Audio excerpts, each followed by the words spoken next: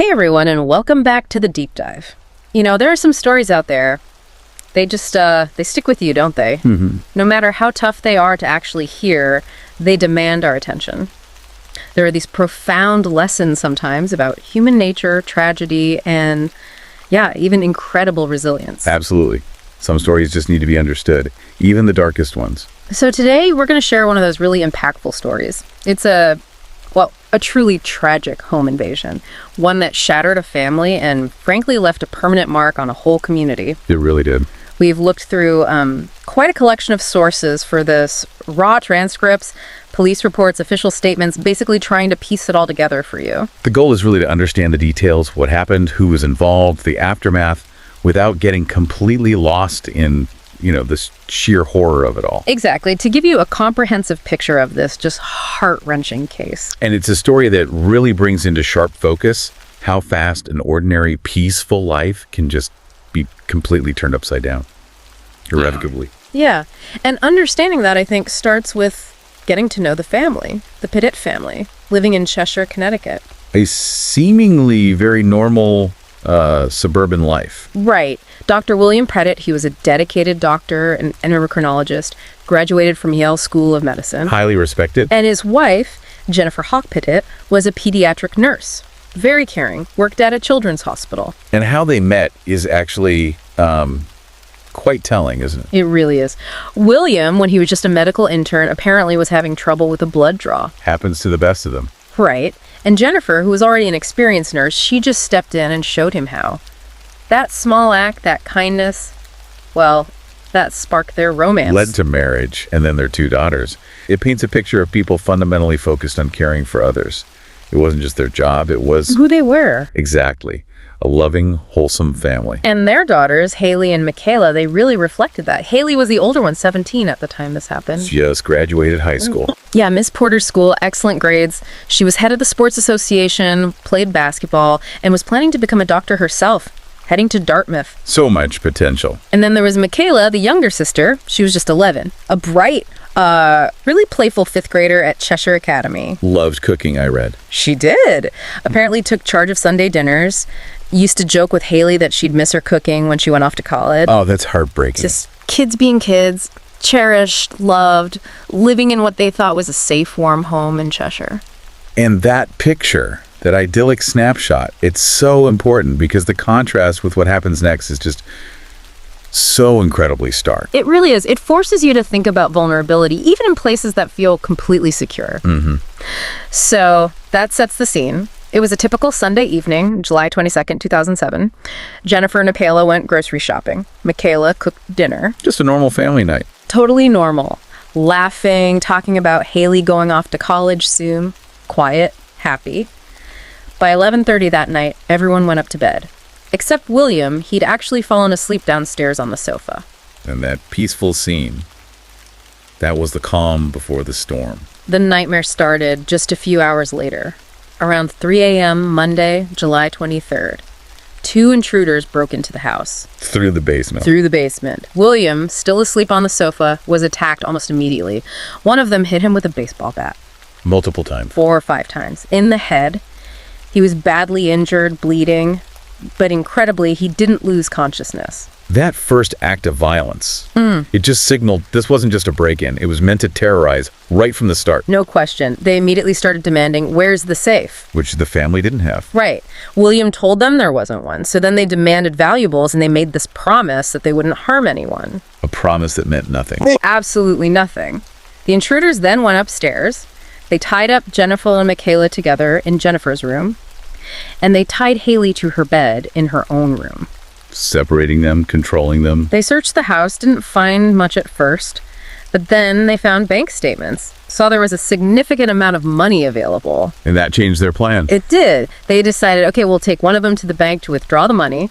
William, he was taken to the basement, tied to a pole down there, and Jennifer was chosen to go to the bank. It was calculated, a division of labor. One guy, Stephen Hayes, takes Jennifer, gets the money, and also gets gasoline. We'll come back to the gasoline. It's chilling. And the other one, Joshua Komisarjevsky, he stays behind, guards William and the girls. It's just cold-blooded strategy. So the bank withdrawal. Hayes drives Jennifer. First, they stop at a Stop and Shop, and he buys 2 gallons of gasoline. Then they go to the bank. Jennifer goes in alone. Yes. She withdraws $15,000. The bank staff, they noticed something was wrong. I mean, it was a large withdrawal, maybe her demeanor. They were suspicious. Right. And Jennifer, showing incredible bravery under just unimaginable pressure, she tells the teller that this money is to keep her family safe. And she subtly, desperately begs them to call the police. Says she can't do it herself. Wow. The presence of mind. Incredible. The bank manager did alert the police, so Jennifer goes back to the car with Hayes, probably still hoping, praying that just giving them the money would make them leave. That quiet plea for help. It just shows the impossible position victims are in. And it also highlights, the difficulty for police in a hostage situation. Do you rush in? Do you wait? It's a terrible calculation. And tragically, while Hayes and Jennifer were gone, back at the house, the horror escalated. Komisarjevsky was alone with the girls and William, who was tied up downstairs. Komisarjevsky went to Michaela. Yeah. He sexually assaulted the 11-year-old girl, and he took videos of it. Unspeakable. He later tried to claim he thought she was 16. Which is irrelevant and absurd. After the assault, he even poured bleach on her, presumably trying to destroy evidence. A calculated act even after the horror. Then Hayes and Jennifer returned from the bank.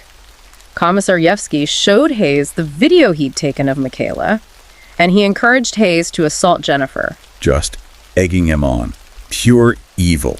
Hayes then assaulted Jennifer, and after that, he strangled her, killed her. So the violence just kept escalating. Yeah. From robbery to sexual assault, now to murder. It's a descent into absolute depravity, the recording, the bleach, encouraging more violence. It's a chilling disregard for human life. Meanwhile, downstairs in the basement, William, he was still tied up, but he realized he wasn't being guarded anymore. Right, Komisarjevsky was occupied upstairs. He somehow managed to loosen his bindings. He got free, and he escaped the house, ran to a neighbor's for help. Imagine what that neighbor saw. The neighbor described his face as just swollen, bloody, immediately called 911, called for an ambulance. His escape must have triggered panic back inside the house. It did. Back at the Petit home, Komisarjevsky saw William escaping. He alerted Hayes. And Hayes, apparently in a rage, he took that gasoline he'd bought earlier. The gasoline from the Stop and Shop. Yeah. He poured it all through the house. On Hayley's body. On Michaela's body. On Jennifer's body, who was already deceased. And then he set the house on fire. A final horrific act. Destroy evidence, eliminate witnesses, just burn it all down. Hayley almost made it out. She had managed to untie herself. She was running downstairs, but the fire was already engulfing everything. She died from smoke inhalation and severe burns. Michaela was still tied to her bed. She died in the fire. Trapped. Komisarjevsky and Hayes then stole the family's car and just fled the scene. The aftermath, well, the police response was quick, but the damage was absolute. Police were actually already on their way because of the bank's alert. So they saw the house on fire as they arrived. Yes, they saw the fire, and they apprehended Komisarjevsky and Hayes very quickly, just a short distance away after a brief chase. Yeah. The whole ordeal, the home invasion, the arson, it lasted about 7 hours. 7 hours of terror. That's it. And William Petit, the sole survivor, he's getting medical treatment, completely unaware of what happened to his family. It was his father who had to tell him. The news, just imagine hearing it. Your wife, your 2 daughters, your home, all gone, consumed by fire. The shock, the grief. Yeah. It's truly unimaginable, beyond comprehension. And as you try to process that level of brutality, you have to ask, who does this? What leads someone to commit such horrific acts? That's a critical question. Looking into their backgrounds is, well, it's disturbing, but necessary. Joshua Komisarjevsky, he was 26 at the time. Okay. His mother was very young, 16 when he was born. He was later adopted. But his history, it's long. Delinquency, violence, alcohol, drugs, starting from when he was about 14. In and out of the system. Constantly, in and out of jail. Okay. His own adoptive sister accused him of sexual assault. And chillingly, he reportedly admitted he liked breaking into houses just to watch people sleep. Said it gave him a thrill, a feeling of violation. That's deeply disturbing. He was caught back in 2002 after something like 18 break-ins, sentenced to 9 years, plus probation. But he ended up in a halfway house during the legal process. And then he was released early, in 2007, just months before the Petit invasion. Why was he released early? Apparently to care for his daughters because his girlfriend at the time had been jailed for drug use. So a long and deeply troubling history there. What about the other one, Stephen Hayes? Hayes was older, born in 1963. He actually had a prior arrest related to a murder but was acquitted. Not enough evidence, apparently. Also had children? Yes, a daughter and a son. His path to this point. Well, he ended up in the same halfway house as Komisarjevsky in 2006 How did he end up there? for smashing a car window and robbing a woman. So, less extensive maybe than Komisarjevsky's record, but still violent crime. And they met at this halfway house. They met there. Yeah. And it seems they bonded, started talking about future robberies. They were released around the same time and almost immediately started planning home invasions together. There's this dark synergy, This shared environment clearly facilitated something truly monstrous. The investigation afterwards, the autopsies, they just confirmed the absolute horror of what happened inside that house. They found Komisarjevsky's DNA on Michaela, confirming the sexual assault. And the bleach on her body pointed directly to that attempt to cover it up. And William's account. He remembered hearing his wife's screams from the basement. And then one of the intruders telling him so chillingly, "Don't worry, it will all be over in a few minutes." That comment. That's what spurred him to make that desperate escape attempt. He knew it wasn't going to be okay. The evidence of arson was overwhelming too, right? Absolutely undeniable. Gasoline residue everywhere. On Michaela, on Hayley, throughout the house, even on Hayes and Komisarjevsky's clothes. It was deliberate. And the causes of death confirmed the sequence.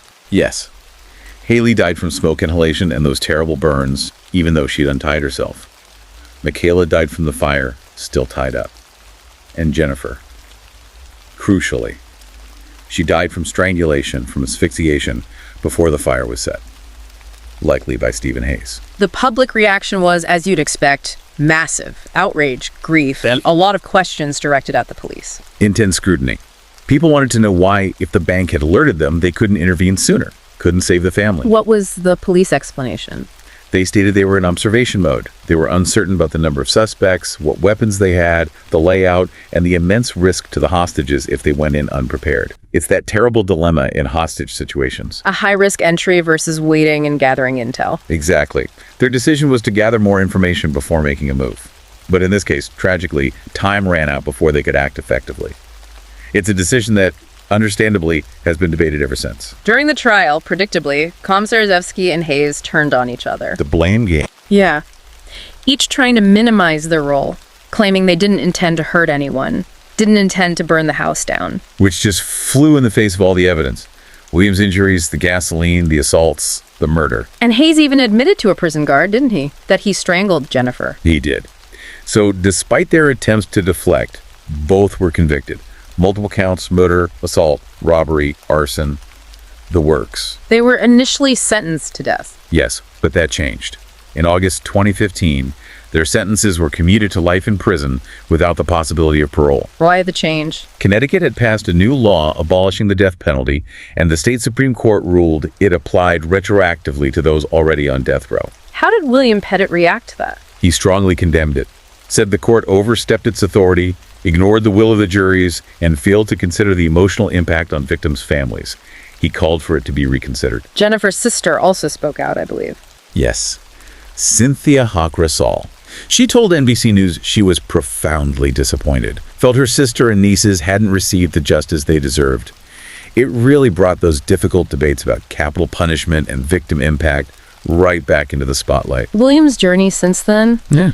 It's hard to even put into words. He talked about just the immense difficulty of daily life, haunted by their absence. The survivor's guilt must have been crushing, always wondering, could I have done more? He said as much, and lamented having almost no physical reminders left, no home, just a few photos salvaged, everything else was gone. Utter devastation. But even in the depths of that grief, just days after the murders, at the funeral on July 28th, 2007, he made this incredibly powerful commitment. What did he say? He said, "If anything good can come out of the senseless deaths of my beautiful family, let it be that we will all move forward to help others, to fight for ideals, to love your family so much more, to carry these things on for the amazing 3 women who did it."